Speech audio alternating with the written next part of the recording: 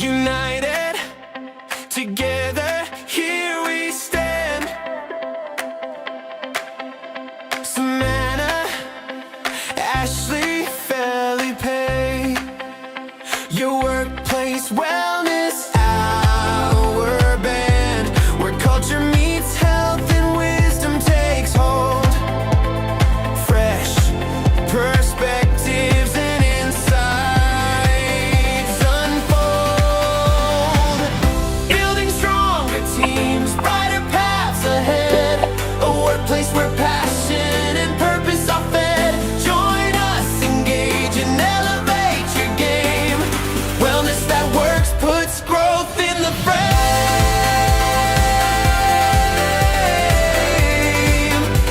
Works puts growth in the frame.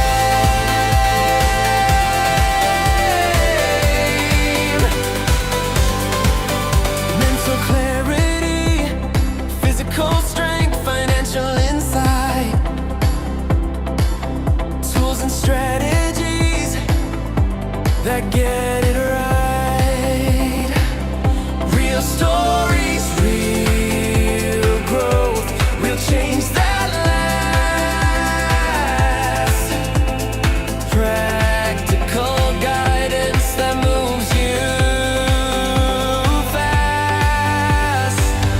Workplace wellness hour, bring substance and spark.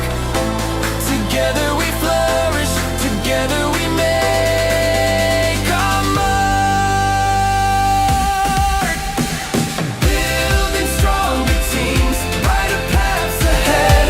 A workplace where passion and purpose are fed. Join us, engage and elevate your game. Wellness that works puts growth in the frame.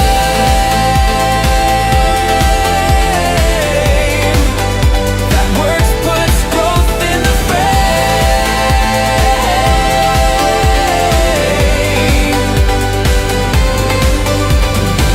So mark your calendar, answer the call. Workplace wellness, practical magic for all.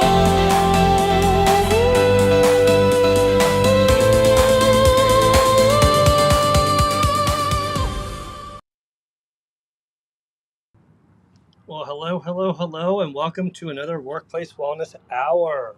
Hope everyone's having a great Monday. I am Felipe Cofino, and I'm here with my amazing co-hosts, Sumana Jetty and Ashley Flew-Ellen. And today we have a special guest. Kirsty Walker is here to talk to us about the unseen luggage, how professional matters travel into professional spaces. How personal matters travel into professional spaces. And so this is a topic I think a lot of us can relate to. It is definitely something that a lot of us have probably dealt with or seen. And I'm excited about this. If you're hearing some traffic behind me, I am walking actually down the streets of Washington, D.C. right now as we start this show because I had a late dinner and it went later than expected. So I apologize. So I'm going to be a little bit silent and let Sumana and Ashley take the lead for this beginning part here, and I will join you once I'm actually able to speak without background noise. But as far as introductions are concerned, let's start off with that real quick. First of all, actually, I do want to welcome some people that have joined us already. Melissa Houston and Brother Charlie, thank you for coming. And Lisa Fevick and Jackie Hallberg and Jay. Great to see you all. Remember, let us know where you're watching from and repost the room with your network. Let them know that we're going on live if you think this is a topic that would resonate with them and help them in dealing with how personal matters impact the professional space. So with that being said, my name is Felipe Cofino. I am a passionate HR executive, a LinkedIn top voice, and most recently, author of a international best-selling children's book, Miranda and Max. And I have been doing LinkedIn for about 18 years and been in HR for 31 years. So workplace wellness, workplace culture is a huge, huge thing for me that I am regularly trying to find ways to make sure that it's relevant, that it's valuable and meaningful to the people that are in that workplace. And I'm excited about today's conversation. I think it's going to be such a valuable conversation for so many of us. But with that, I'm going to pass it over to Sumana to do her introduction. And actually, you know what? Let's do Ashley first, and then Sumana can introduce Kirsty. So, Ashley, over to you. Thank you, Felipe, and thank you for hosting while you're on your way to the metro. But yes, hello everybody. I'm Ashley Fluellen. I'm an artist and founder of Dear Imperfect Artist, which is a budding online community helping artists of all levels reclaim the joy of making and develop sustainable creative practices. I'm working on my pitch and it's a mouthful right now. But essentially, as an artist and community builder, I am hoping that all can realize that creativity and art and imperfection work hand in hand and can affect the other parts of our lives if we really engage in our creativity. Super excited for this conversation. I, in my future, want to become a therapist. So I know that that is going to require a lot of helping to resolve disagreements and conflict. And I'm super excited to learn about what Kirsty has to say and to hear about her experiences. So I will go on ahead and pass over to Sumana to introduce herself and our guest. Oh, thank you so much, Ashley. And yes, kudos to Felipe when he says a passionate LinkedIn and employee culture, HR individual. This is it. Like he walks the talk, right? He is logging in as he's walking down the streets of DC. I mean, how lucky are we to be able to come to you live every other Monday night for Workplace Wellness Hour. Really excited to talk about this topic. Excited to have Kirsty Walker. Before I introduce her, my name is Mana Jetty. I am the founder and CEO of Jetty Wellness. We design evidence-based workplace wellness solutions for businesses, mostly corporations, universities, non-for-profits. Love research, love public health, love the intersectionality of well-being research and being able to make it practical and easy for businesses and individuals to learn from. So that's what I do. I'm a bit of a nerd, which is great because sometimes nerds need people like Kirsty and Ashley and Felipe to allow us to have this space where we can have this conversation and learn from each other. And I always learn some phenomenal things from Ashley and from Felipe. I am excited to have Kirsty Walker, our special guest for this particular show, which is this inevitable thing that happens when you work. Personal matters will enter the workplace. We can try to hide it, but it's not always possible. I met Kirsty on LinkedIn. She is an experienced in ADR. So if you don't know what ADR is alternative dispute resolution.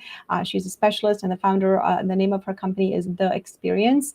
And she helps people and organizations navigate family and civil disputes through ADR. So Ashley, like you mentioned, methods like mediation, arbitration, and just creating some practical and tailored solutions for everyone. So there is a bit of I wouldn't say a small part of it. I think there's a large piece of what she does that is great for the folks who are joining us to listen to us live. And we will take some guests up on stage as well. But without further ado, Kirsty Walker, welcome to our stage. Please tell us anything else that I may have missed, and you can unmute, and I'm happy to have you. Over to you. I don't have audio from you, so if you're speaking, I can't hear you. Maybe you can put it in the chat if you can hear me. Ashley, can you hear me?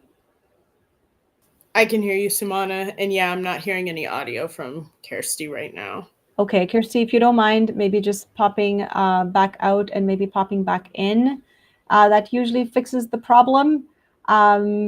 And you can pop back in and then we can try this again. But in the meantime, Ashley, we picked this topic for a few different reasons. I think there's just so much to dissect. In my previous LinkedIn post earlier this week, I talked about in research we call these moments when personal matters, whether you're going through a divorce, whether you're going through a breakup, whether you're going through a illness, Sometimes it's really hard to not talk about that in your workplace. And these moments are called spillover moments. That's the technical term, is spillover moments. Is how do we navigate that? And what are some strategies that we as individuals going into the workplace create for ourselves? And what do we expect from our managers? What do we expect from our leaders? And what do we expect from the culture of the workplace that we're a part of? Because there's a lot of cultures, a lot of industries where these conversations are almost you have to keep it a little on the down low. You can't really be very open about it. Work comes first. So while Kirsty joins us and maybe pops back into our LinkedIn audio here, what are your thoughts, Ashley, on when personal matters enter into the workplace? Do you have any experiences? Do you want to share anything? Just help us set the stage while we navigate this technical glitch here with our guest speaker. Yeah, absolutely. And I love how you just explained it. I completely agree with the importance and timeliness of this conversation. I feel like the internet loves to say that we're in unprecedented times, because we are in unprecedented times. And there's so much in life, on a macro level and on a micro level that we are constantly navigating. And then, like you said, Sumana, when we step into our professional settings, how do we what's the word, compartmentalize or make space for, or find that very that fine balance between the two. And even thinking about this from a generational perspective, I'm a Gen Z, and I think that boundaries and professionalism is something that a lot of my generation and other generations are questioning right now, and figuring out, how can we make workplaces more human? How can we honor the full humanity of employees while still being sure to be professional and hit our goals and do what we need to do at work? So I think that this will be a really interesting conversation. I'm super excited also to hear Kirsty's perspective, actually working in these spaces and navigating these challenges, and figuring out, how we can move to the other side of it. Yes, love that. Kirsty, are you back? Let's do a mic check. Let's do a mic check. I still can't hear you. Oh, no, I saw you for a moment and then oh, there you are. I'm seeing the same thing. I think you're back. Can you hear me again? Woohoo! Yes. Oh my goodness. Okay, so I apologize. Bear with me. I don't know what's going on, everyone. Is it okay? Yeah, I can hear you. Simona? Yeah, we hear you loud and clear. Okay. So as I was saying, but on mute earlier, so nobody heard me, I'm sure everyone's expecting me to just come in and begin with procedures and policy, what the law may state, stuff like that. But today, I thought I'd start with something a little more fundamental. So as what everybody's been speaking about, it's the luggage that we bring in with us wherever we go, which includes the workplace. So whether or not there's invisible burdens, we think they're invisible.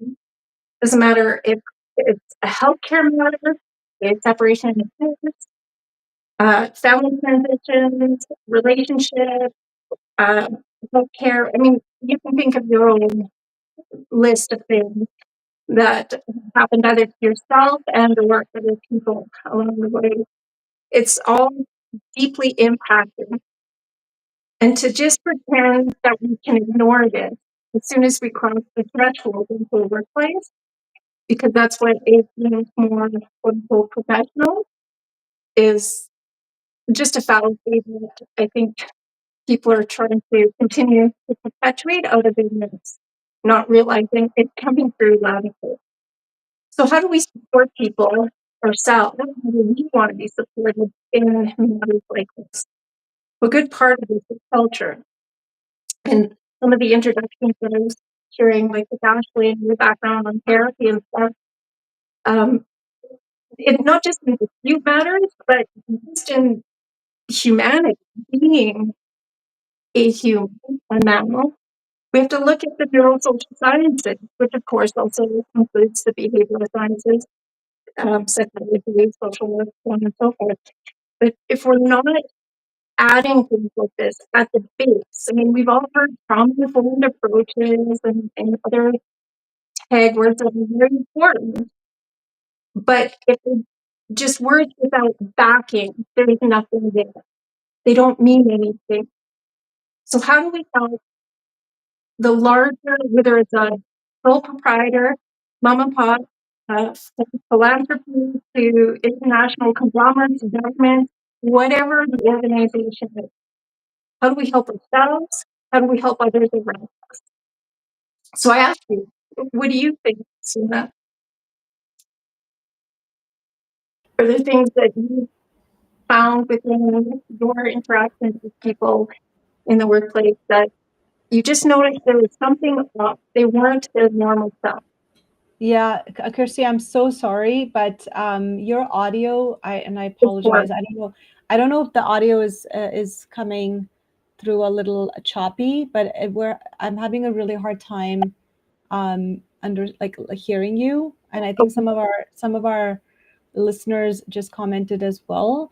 Do you have are you wearing a headset at all? no. You want me to No. get one? I think a wired headset might be really helpful because then at least, yeah, I think we can try that because some of what you said wasn't coming through clearly. Ashley, I don't know if you were able to gather any. I was gonna say, yeah, if you're able to find a wired headset, I found that helps whenever I'm having audio things. Okay. And I'm Yeah, also bummed because I'm getting like every fourth word that you're saying, and I feel like I'm picking up a lot of great things, and so I want to be able to hear me the whole too. I know. I heard some really good words from you. I really want to listen to you, but I would love the audio. If you don't mind just getting a wired headset. Um, Absolutely. and then come right back. And then in the meantime, we'll just read some comments that are in the chat box here. We have Kenneth. I'm sure today's conversation will be so delectable, scrumptiously, deliciously. Okay, there's a lot going on Are you there. hearing me a little better right now at all? I will get the headset.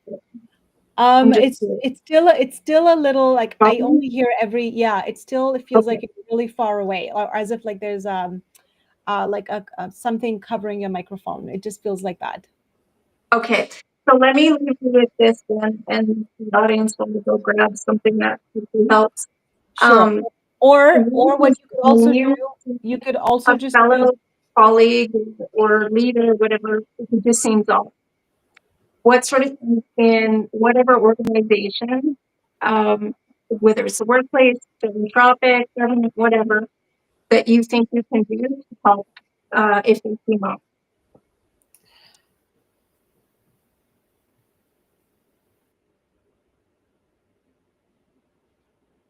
Okay. We'll wait for Kirsty to come right back. In the meantime, the one thing I kind of want the folks who are listening to us, if there was a couple things that I had sort of mentioned in my LinkedIn post about these moments where, and it's too bad that I didn't fully capture all the wonderful insights from Kirsty. But in our research space, when we talk about spillover moments, there's obviously the positive ones and the negative ones. The negative moments, are the ones where we're taking our work stress into our home or our home stress into our work, which you can let me know in the comments if that's happened to you. I think it's like I said in the beginning of our conversation, it's almost inevitable not to take some of that frustration. Maybe you had a fight with your partner, or maybe your dog was being a little unruly first thing in the morning and you get a little agitated, or maybe you're going through something really hard, a hard time, and that stress can go into your work environment, and that can cause that negative spillover. But on the opposite side of the spectrum, there's also positive things that can happen. For example, if something great happens in your job, your manager gave you a promotion, for example, you can take those happy moments back to your work, to your home as well. So this is very bi-directional. You can have one thing affect the other. So I know that we talk about work life a lot in this show. We've talked about that in the past. And when it comes to personal matters traveling into professional spaces, there's a few things we need to be aware of, and Ashley did mention that, like how much of this can be compartmentalized, and how much mental health and well-being transparency is available in the workplace, where you can show up and be your authentic self, and is so much of your personal is too much of your personal struggle now impacting your workload, your deliverables, your relationship with your colleagues, and when does that become a manager problem, and when does that become something you have to do for yourself? So we talk about psychological safety a lot, like the environment that we have in the work should ultimately be safe, where we can come up, Ashley, as you mentioned, as your authentic selves. And millennials and Gen Zs alike are looking for that safety and space. But I've also been in work environments where if you bring in your personal matter into the workplace, you may get penalized for that. It's all work, and you just have to deliver, and there's no room for any personal conversations. Kirsty, if you're back, let's just do a quick mic check again. Just say maybe check 1, 2. If you're back with your headphones, and maybe we can have you share a little bit more, or give us something that you shared in the beginning.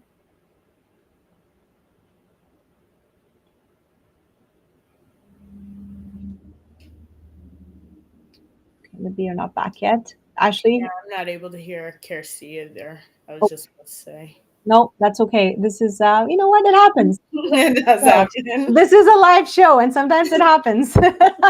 So Steve Elliott says, does Blue Jay stress count? I'm amazed how sport can impact people's mood. Yes, I think that's very true. But a game can stress you out, and I've seen that here. And when the hockey games are on, people can get very agitated. And my old boss was very much an Oilers fan, and when the playoffs are going on, you cannot talk to him. He is never in a good mood if the Oilers ever lose.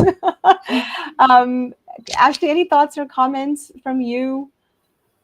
Yeah, I wanted to say that oh my gosh, I had my thought and that I lost my thought. Oh, it was in response to what you said, Sumana. And this is the power of a live show, literally. Oh my goodness. It's one of those things. I think it's one of those shows. You know what? I blame Felipe. He's out having dinner and out somewhere, and this is what's happening to us. Yes, okay, I remembered my thought though. One of the things that I heard. Oh, is Kirsty back? I'm gonna put myself on mute and see if Kirsty, if you want to give us a test 1, 2. Yeah. Or it's even worse. Oh yeah, it's even worse. I'm hearing reverb. There's something not working out here. Yeah. Here's what I suggest: close everything off. Close your browser. Like, just start over. I would just say leave the Restream room, close your browser, and start over, or use your mobile. Sometimes that helps. You can just use the link that's on your mobile, and that might be okay. You don't have to be in front of your computer. While we're waiting for Kirsty, I remembered what I was gonna say. Go for it. So one of the things that I heard Kirsty mention at the beginning was, how do we support people? And the word that I got was culture, which I'm really interested to hear more about. But I did just want to bring in a perspective from a teacher friend of mine that I have been staying with and had the opportunity to learn from. And I'm really curious to hear Kirsty's thoughts on this once she returns. He's working in a classroom, so he's concerned with building culture, with the students and making sure that the norms are able to uphold the culture of the classroom. And then when disputes happen, looking back at the cultural norms and deciding, like, was there a breaking of them? is this something that we can repair from? How will that actually look? And I have a lot of experience in educational spaces and in working with children. And I think that that is so huge. I think I would say I have a little bit less experience, working in corporate spaces or, healthcare spaces or spaces where there's less of a, I don't want to say less, but yeah, I guess spaces where navigating this is much more of a process. So I am curious, like, about the big capital C culture and helping to navigate these disputes and helping to mitigate some of this spillover. Like, I want to know what that actually looks like. And Sumana, I know that you're our resident researcher. I'm curious if you have any thoughts on. Yeah, I mean, honestly, that your comment answers Imran's question really well. So I'll segue into that, and I'll answer. I'll do two birds with one stone. The question was, are there best HR practices other than mental health access to address personal issues affecting work? Great question, because what typically happens is when there's a personal issue, managers and HR are, I would love to hear from Felipe when he's ready. The answer we typically get is go to your EAP to address any mental health issues that you may be experiencing. Here's your EAP phone number and go get that support. So that seems to be the norm. So that does exist. And the other question was, does peer level mentoring or support system work? Something formal and informal? Yes, that's actually a great question, Imran. And Ashley, when you talk about the culture of the workplace, if I'm in a culture where there is and I talk about this a lot, any kind of peer support network or peer mentoring or even informal groups, buddy systems. Sometimes I know there's people that get buddied up when you get onboarded, but that doesn't always continue on after onboarding. But if there's a possibility to continue that process of having a buddy system where if you are feeling that there's a personal matter that you may not want to share with your boss, you're not ready to talk to this with your boss, but you are maybe wanting to talk to somebody in the work environment, I think having a buddy or a peer a support system, I think definitely reduces stress, can almost help us with that destigmatization of mental health. And it isn't always that and I think this is where we need to be clear about, like, is my mental health and my work being impacted, and do I need to have a conversation with my boss about this personal matter now requires me to take time off work, go to more medical appointments, perhaps there's other resources I need, or is this personal matter just an inconvenience and in this moment in time? For example, there's a teacher strike going on in Alberta, which is affecting all the parents because the kids are at home. So that could be a personal matter if on a larger scale. But kids getting sick happens all the time, and those are smaller kind of minor issues that you can talk about flexibility and maybe talk about compressed work week. Maybe there's opportunities of job sharing. There's so many different things that we can think about in terms of what is the culture, does the culture create safety for me to do that? Or are we in a space where if I share this, like I said earlier, I'm going to be punished. My hours are going to be reduced. I'm not going to get projects. So do you come into work feeling I can never talk about my breakup or my divorce or my health, etc.? So I hope that answers a little bit of that question for you, Ashley, and Imran, for you as well. Kirsty, if you're back, let's do another quick mic check and see if their audio is a little better with your headphones. Let's try it. I'm mortified, but let's try. Yes, hallelujah. That I can sounds hear awesome. You sound okay. Better? Way better. Okay, let's hope it stays. I think it's gonna I stay. do- So I'm gonna make this hard for you. No, I'm kidding. You're gonna have to repeat some things. Which is absolutely fine. I think I missed a question that you were just answering as well. Can I help maybe in that area? No, let's just start with what you had prepped for us for the notes, and then we'll answer some questions in the chat as they come. Okay. I'm just trying to see where I should start, not necessarily from the beginning. I won't torture people, but let me share a bit of a story. I'm changing names, of course, cross casing and stuff like that to maintain confidentiality, of course. That Anna, we'll call her, mid-level manager, is going through an acrimonious divorce. She had, like, normally her work ethic, it was astounding. Did her best to separate the personal from the professional, because that's what really, it's not just a corporation's culture unless they're doing something different. Really, this is a world problem, because we think that we're not supposed to have feelings when we're in, like, a societal slash workplace environment, which just doesn't make sense. You can't separate humanity from humans. So she did her best. She was trying to, keep up with the work, of course, and not talk about her feelings and or show her feelings at work, and come on time and make sure that all the projects were taken care of the way she always had. But it peeks through. We can't stop being human. We are what we are. So it started peeking through more and more and more. People start asking questions. Why aren't you doing this? Why are you away so often? What's going on? And often this comes from a negative standpoint. People think, or their intentions are good, or they're just frustrated and they're not even thinking about intentions, and they don't realize the damage that they do, particularly when one is in more of a leadership role. So her, in this case, she was doing a med arb, so mediation that flowed into arbitration. So what items that within her divorce couldn't be dealt with or agreed to within the mediation flowed on into arbitration, where the arbitrator sat and made their judgment, which is called an award for those items they couldn't agree on. But a lot of people don't realize it's not just, okay, here's the process and it's going to be a few days and then you're done.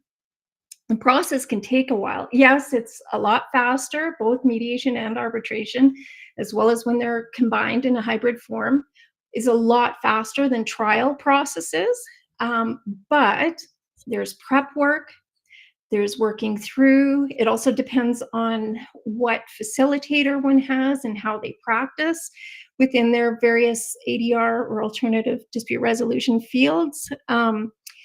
So with Anna, in her case, it was taking 6 months, and then they were wondering, okay, why the not showing up, or getting, or like, why are you missing deadlines? Why do you seem so sad or anxious more than usual? Why are you withdrawn? There's also within the process that they're also then not thinking about after the process, because we don't just, okay, here's the end of the situation, here's the agreement and the award, and we're done on the legal side of things. Now you have to be back to what you were before. This is a life altering matter, whether it's wanted or not. It still is a transition and a pivot. So I'm going to throw it back to Ashley and Sumna. If you were ever, or have you ever been in a, whether it's a societal, a community, or workplace matter, where you have found that one of your colleagues, friends, leaders that have found themselves in this situation? And if so, how did you approach them, or did you approach them? Go ahead, Ashley. I literally just said out loud. Huh. So were you afraid? I was gonna say I know that I have been in this sort of situation, and I will say that I think, looking back, my response was not to approach, just because,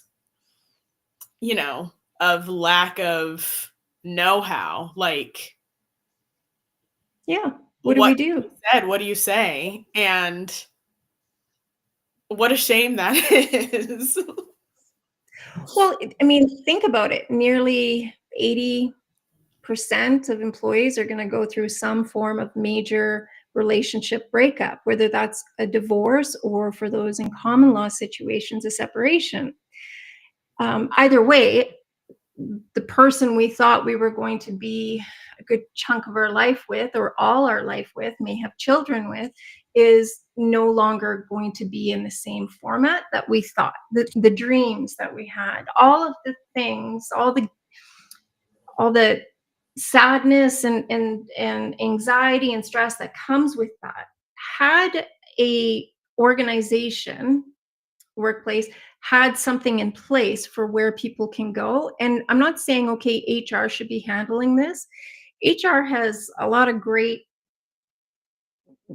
supports and people there to help. But when it comes to matters like this, including when there's literally, something more directly internal within the workplace, like disagreement or whatever, it is not the best place to be handling situations like this. So having at least the support and psychological safety set up where people can feel comfortable to say, hey, I notice you're not doing so great. Sorry if I'm wrong. I mean, let me know if I've got this wrong, but I'm at least letting you know that I'm here. And then taking the next steps of, okay, I can't help you, but there's a place that you can go. And that's ideally HR stating, okay, we've got things in place like third-party support, so third-party alternative dispute resolution specialists like myself or others who are not only just trained in this, but by making it third party, excuse me, it also takes away the power dynamics for everybody involved that are worried about this. Yeah, I love that. Help and support. And then again, adding to a larger, healthier cultural aspect of the larger organization, that people know that this isn't something to be shameful of, or that I'm going to be insulting someone if I get this wrong. Because I mean, that's all very normal and natural. Ashley, I kind of put you on the spot, sorry. But like over 80% go through just divorce. I haven't gone into, like, I was going to cover other health matters like perimenopause, menopause, andropause. I know some of the buzzwords right now, but these are major life altering. Anyone, unless they've been surgically altered, roughly about age 35 forward, deal with these matters, which is altering your physiology. How do you deal with this? How do you get help with stuff like this? So Yeah. I put it back to you guys. Thank you so much. I just want to double check if Felipe is back. If he is, he can comment a little bit, but I'm loving all the information that you're sharing. What I really loved also was this element of pre, during, and post. Kirsty, when when we're talking about going through these life altering situations, whether it's a divorce or an illness or burnout, even, there's things leading up to it that's causing stress, and then there's the during part of it that is the most stressful, and then there's after the process, like you mentioned. There's different feelings that an individual's going through, the pre, the during, and the post, and I love that you said that, because that distinction of those phases is just as critical. Even in my burnout space, I say there's almost a different set of strategies that you need to give to employees that are returning back to work after burnout. There's different resources we need to give them, because these are individuals that went through something difficult. They had their pre and they had their during. They probably took time off work and now they're back. So we can't look at this cohort the same way as we would look at a person that's never been burnt out before. So there's some literature on that. So I love that. There's a couple of questions here, Kirsty, that maybe you can answer. There's one from, if you hit that chat box on the right hand side, there's one from Imran. There's a comment that says, at my workplace, we have wellness days that employees can use with minimal notification to their managers for personal issues, just one way of accommodating personal or spillover issues. And there's a question from Jay about when chronic illness or any other sort of medical matters travel into workplaces, what should HR managers, supervisors, or regular managers be thinking about? And I know you wanted to kind of step into that chronic disease space. So maybe this is a good segue into those two elements, wellness days, and then what should HR or managers in particular do to be thinking about supporting their employees? Well, I think number one, bringing in somebody like myself, and I'm not crazy about this title with workplace restoration, because just from the title, it sounds like something needs to be restored, when a lot of times it's not about restoration, it's about implementing, because it's never been there. And a big reason again, this isn't about searching for business. This is about power dynamics that people may not even realize and or intend to be there. So when you have third party specialists that come in, they're going to see things that the larger workplace doesn't necessarily realize is already there. Plus, they're going to help put in larger programs that help within all the different levels, while you're going through it, as well, or just before you go through it, while you're going through it, and then when you come back, what you're talking about, including burnout. If we don't take care of our humans, we're not taking care of our business success, our future success. And I don't think enough workplaces, I think they're trying. There's some that are doing really well at, but in general, as a whole, I think we need to be doing a lot better.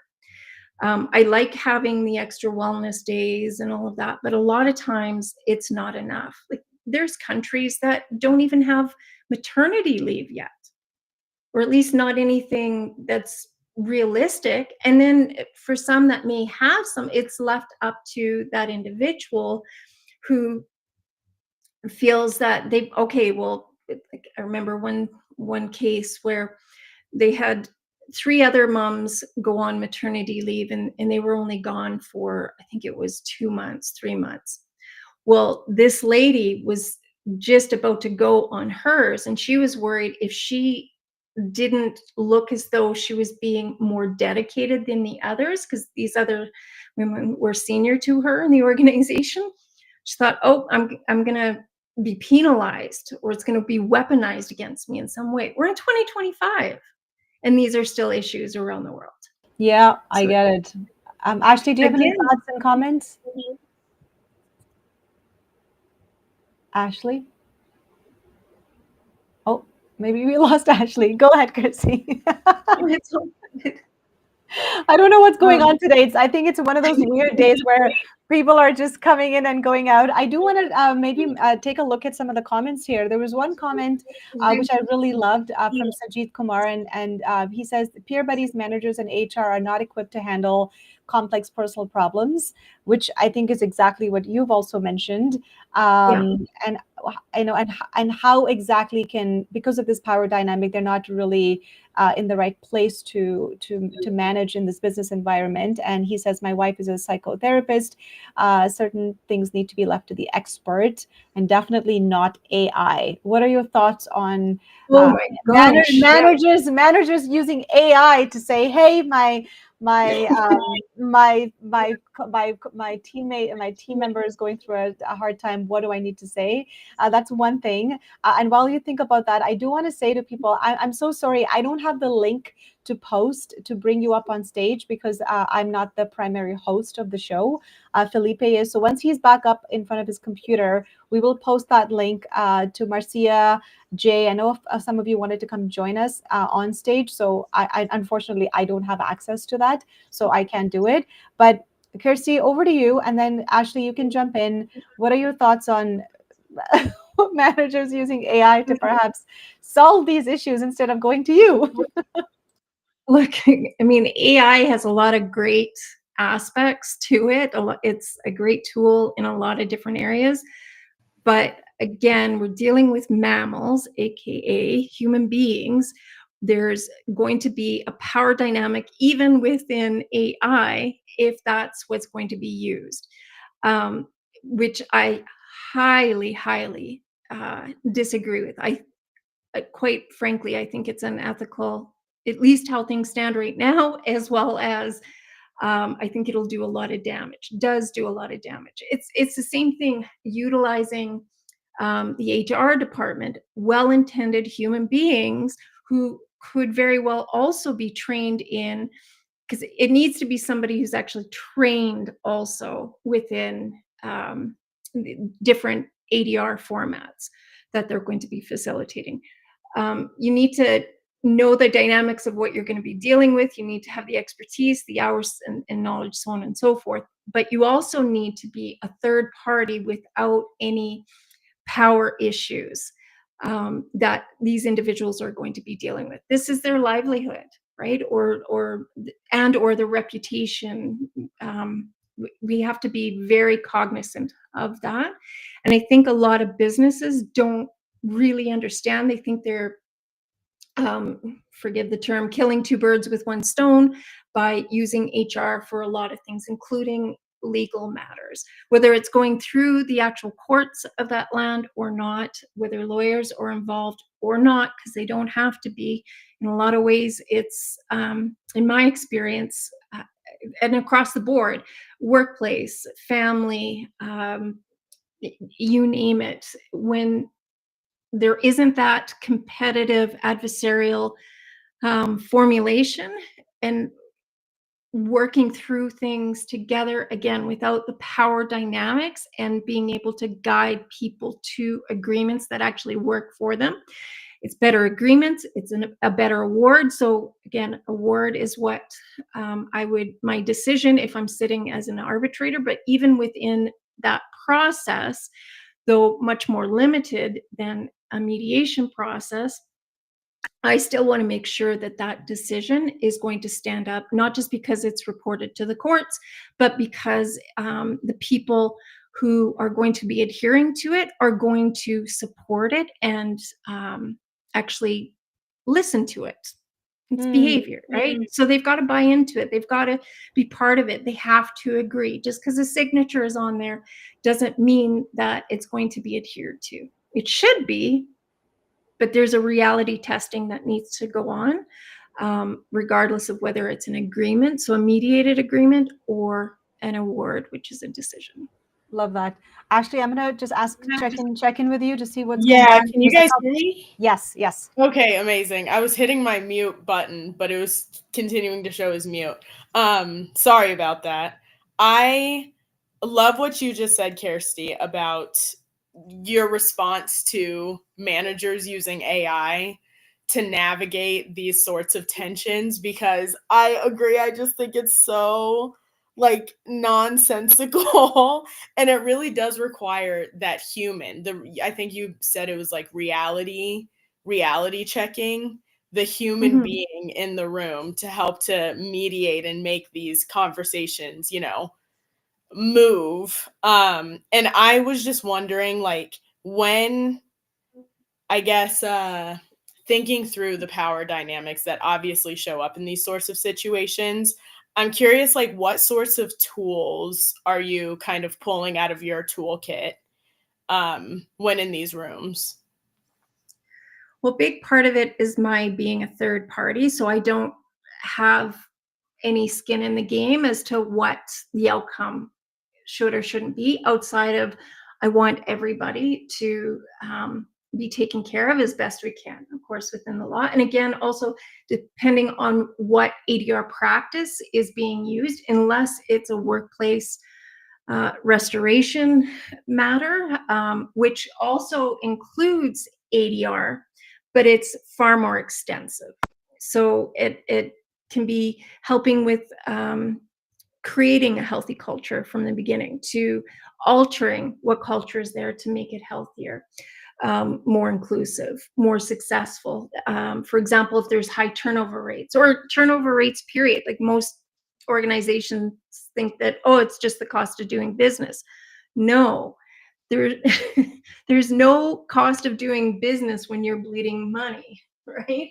And bleeding money is when you're losing people and not recognizing that you're likely losing people because there's an issue at work. Like a lot of times it's very common, just there's like a pointed finger in the room of just fix that person, or those two. They'll, they need, say, mediation, and then they'll be fine. When I actually go in and look at what's actually going on, it's usually either the whole organization from leadership or owner down, or that department. And there needs to be a lot more than just a mediation or an arbitration, which are helpful, but it needs to be more extensive. I don't know, did Lovely. that help answer a bit? Yes, it did. Thank you. And Saman, I thank you. I want to give Marcia a chance to ask her question. Thank you for joining us on stage. Marcia, go for it. Hold on. Good evening. So I'm gonna be brief. Thank you, Kirsty. Kirsty, you hit a nail on the hammer when you said menopause. That still gives me anxiety Mm, until this day. Because when I was going through menopause, what's this year? This 2025. This was 2011, 12-ish. Baby, it was real, but nobody was even talking about it. That's why I love yeah. when people are talking about it. Baby, I was a star employee. Everything. I mean, I did everything above and beyond my job description. And some people was calling me a fool. But long story short, because I was going through that, I didn't know what to do. I didn't know how to step to my leadership and address it. You know what I mean? So it was no awareness. This is why I'm so aware of things now, Kirsty. So I went from being a star employee. All of a sudden they said, "Oh, you getting a PIP." I didn't know what the hell a PIP was. I never heard of a PIP in my life. Because I don't have no, don't laugh. I didn't know what a Well, PIP I'm was. laughing because I I'm I bet you, I could almost guarantee that even when they're coming down on you like that, you were probably doing so 120 or 110, whatever, the ultimate in your workplace beforehand. Then you're going through this issue and they're blaming and pointing fingers at you for That's being exactly what happened. lesser That is than. exactly And it. I guarantee you weren't doing your usual 110, 120. You were probably doing 200 plus on your job, but you weren't this, you weren't the problem. You are not the problem. I And, guarantee you were still doing a great job. You just didn't have the support that you needed in order to execute it. Now, I'm not and, a doctor, but I know that it's not a woman's issue because there's also andropause. So until we start dealing with this as a human issue, um, which I mean, we're starting to hear more, but until we start actually not feeling or shaming people for things like this, or writing it off as just, oh, that's a personal issue, we're at work, I it's not going to change, and it's just going to continue hurting that business and the individuals. Sorry, Marcia, you were wanting to say as no, well. I just wish you were there at that time because I'm nobody was sorry. talking about that. And it's really bringing back bad memories for me. That was not a good Yeah. place in my professional life. And nobody said what you need, how you doing. This is not you. This is why I had empathy for a lot of situations, a lot of people, because I understand it. Like you said, Kirsty, nobody was even sitting down and having these conversations. You know what I mean? Like you said, they was, and like you said, 200% wasn't the word. Cause baby, I almost had a breakdown. It was And deep. It that's was deep. real. No, Baby, it it's was it so was deep. real. Yeah. I'm so sorry. I wish I had known you back then because I would have stood up for you. I know We Suna would have, as well as Ashley. Oh, And we all do. We are big fans yeah, of big Yes, fans of we are. Marcia. yeah. Thank you so much, Marcia. but Hopefully this thank was you. helpful. Thank you. Ashley, do you want to introduce our next speaker? Yes, and please forgive me. I hope that I can pronounce your name correctly. We have Yadi Shwarji on stage with us. You can take the mic.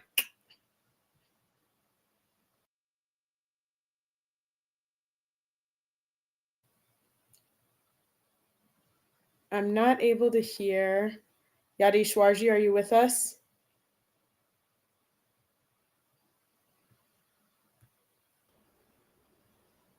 Okay, probably. Simona, are you? I'm here. Probably not. I'm seeing a lot of. I did. If you want to pop back in, you can. Felipe, I think you're here. There's a couple of comments. There's so many comments in the chat box here. I just want to get to a few, Kirsty, and I know we're running out of time, so I think we may need to do a part 2 from what I'm seeing in the comments. But I was gonna say I definitely want to have a part 2 of we this. should do a part 2 of this. But there's a couple of comments from Nick where she says, in the absence of having training as a manager, at the very least, the HR manager should have this training. Not everything should get dumped on HR, of course, but it should be worked into their workload fairly. There was a question about, when it comes to professional space, do you believe our actions in the workplace play a role due to personal matters? ? Yes. Well, I mean, depending on, I guess, on the matter, but generally, yeah, we don't stop being humans as soon as you cross the threshold. Yeah, love that. Felipe, are you around for any kind of comments here? I don't know if you're able to hear us, but what I'm really loving here is what you also brought up. You brought up some good concepts about, there is this feeling of shame when it comes to personal matters and illness that we have to navigate. You talked about the power dynamics. I think that was very critical. We still want to learn more from you, Kirsty, so I think I might email you or text you and see if we can have you back in our next show. I do want to hear from Felipe for any comments, anything you've been listening to, because it is 7 o'clock and I want to respect the hour that we give to our listeners here. No, thank you. Look, I've been listening in the background. You all have done an amazing show today. I know that there were some hiccups with the audio, but the reality is that this topic is a very real topic. And I love what Kirsty was sharing. Here's my 2 cents. HR professionals have to be trained in these areas, because the reality is people come to us for help. I get people coming to me asking about menopause, asking about a surgery, asking about lumps on their body, asking about weird spots on their body, and showing them to me. The reality is people go to HR because they think that's a resource for them. And if they aren't trained, this is what I always tell my staff. If you don't have a confident answer, do not give it. Research it or send them to somebody who has the better answer, whether that's sending them to EAP, helping them find a therapist through our insurance program, or a psychologist, helping them find a doctor that's a better doctor than the one they have because they don't like their current doctor. So these are things that are important for people to understand, is that people are going to go to HR regardless. It's up to HR to train managers to know how to handle things they can handle it. And it's one of those things where I always say HR should have a degree in HR, psychology, business, and legal, or law, because all those things come into play. And so the reality is also, not every HR person gives a crap. So if you don't have that trust with that HR person, do not confide in them. And I hate to say it, but that's the truth. You find someone in leadership that you do trust and you seek out. Emron had a great question about how do you get guidance around these things when it's not about mental health? And he gave the answer himself. Have that mentor, have that coach that you go to for certain things, that you've built a relationship, that you trust for that guidance. Because we're not legal professionals, we're not medical professionals, so we cannot give out answers to all the things they ask, but we can direct them to the right person. EAP has helped me help people so much, because they've been able to find people in the right field for the right problem that covers in their insurance. So the reality is, life is going to cross over into work, and work is going to cross into life. But Kirsty said something in the very beginning about the luggage that we bring in with us. And that's something that workplace, we got to find a way to. Yeah, you're back. Sorry, you're back. All right. If you bring luggage into the workplace, you got to be aware that you're bringing it in, and how are you handling it? Are you making it other people's problems, or are you owning it? Because it's your problem. can the employer help you? Sure, but it's your problem and you have to own it. Just like if it's an employer problem, they've got to own it, and it's, can you help them? So I'll stop there because I think that this could definitely be a part 2 conversation. So I don't know if you want to do a round robin and share about what's going on with everybody, or do you have any last thoughts you all want to share? Maybe I'll just give the mic to Kirsty for like a few final closing comments, 30 seconds or so, and then we'll just wrap up here because I think we all have to kind of head out. Any final comments, Kirsty? And also, are you willing to come back and do a part 2?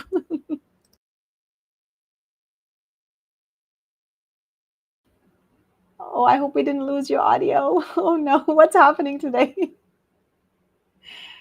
The LinkedIn gods got us. The LinkedIn God.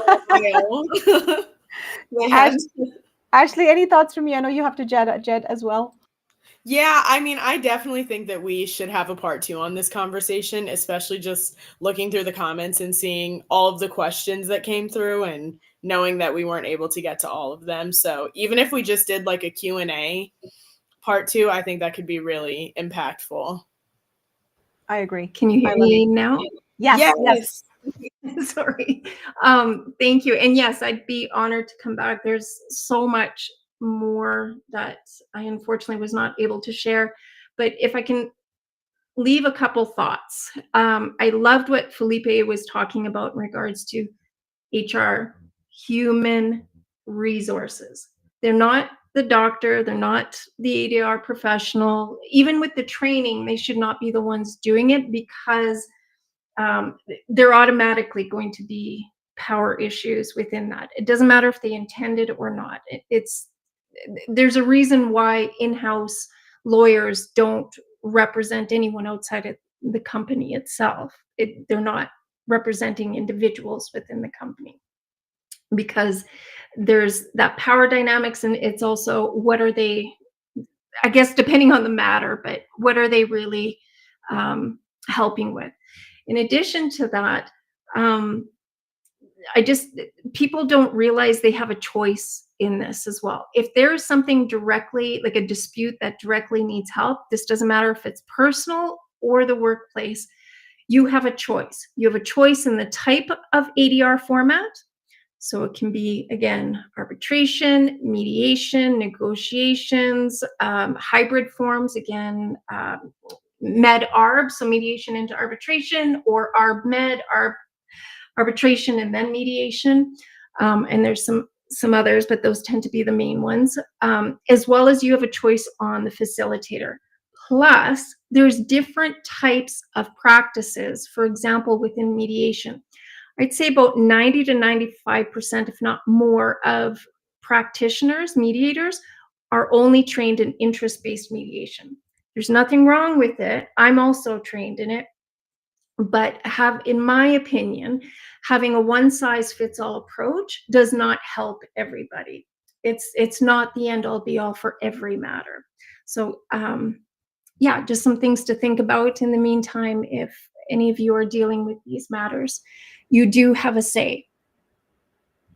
Thank you so much. And do please connect with Kirsty. Final thoughts from me, and really nothing much. We'll try to schedule Kirsty back for the following Monday, so not next Monday, the Monday after that, for a part 2 Q&A and to kind of dig into some other things we weren't able to get to today.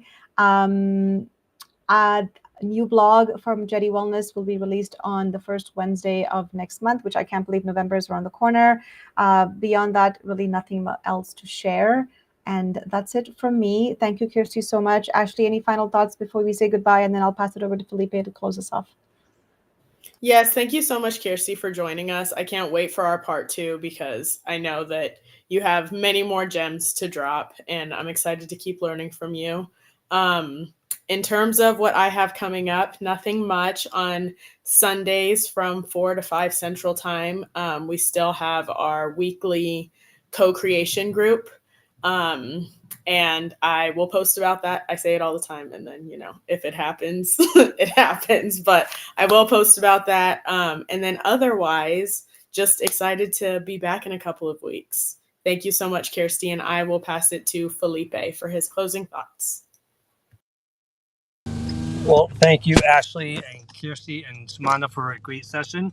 As far as what I have coming up, I have on next Saturday, or this Saturday coming up, I have a Social Saturday Chat at 12 noon, where we're going to be talking about how AI can find ways to help you with your wellness. And then on the following Monday, we will have Careers, Chaos, and Coaching with Melissa Houston. And then I'll be back in 2 weeks with these amazing co-hosts, Simona and Ashley, for our next Workplace Wellness Hour. So I look forward to everyone joining us. Feel free to share in the chat if you were team live or team replay. And if you have any questions that you wanted answered, go ahead and put them in there. We'll go back and look at those responses and get back to you. With that being said, hope everyone has a wonderful Monday. Stay safe, stay well, and take care of yourself. And we'll see you all in 2 weeks. Bye, everyone. Bye, Kirsty. Talk to you soon. Hopefully in 2 weeks. you. Bye. Definitely. Bye. United, together, here we stand. Samantha, Ashley, Felipe, your workplace wellness hour band, where culture meets health and wisdom takes hold. Fresh perspectives and insights unfold, building stronger teams, brighter paths ahead, a workplace where passion and purpose are fed. Join us, engage and elevate your game. Wellness that works puts growth in the frame.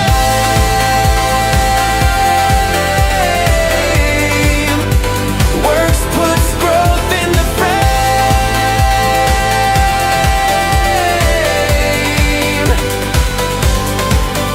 Mental clarity, physical strength, financial insight, tools and strategies that get it right. Real stories, real growth, real change that lasts. Practical guidance that moves you fast. Workplace wellness hour brings substance and spark. Together we flourish, together we make our mark. Building stronger teams, brighter paths ahead, a workplace where passion and purpose are fed. Join us, engage and elevate your game. Wellness that works puts growth in the frame.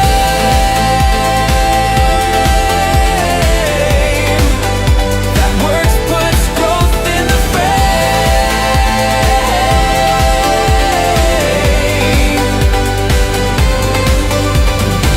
So mark your calendar, answer the call. Workplace wellness, practical magic for all.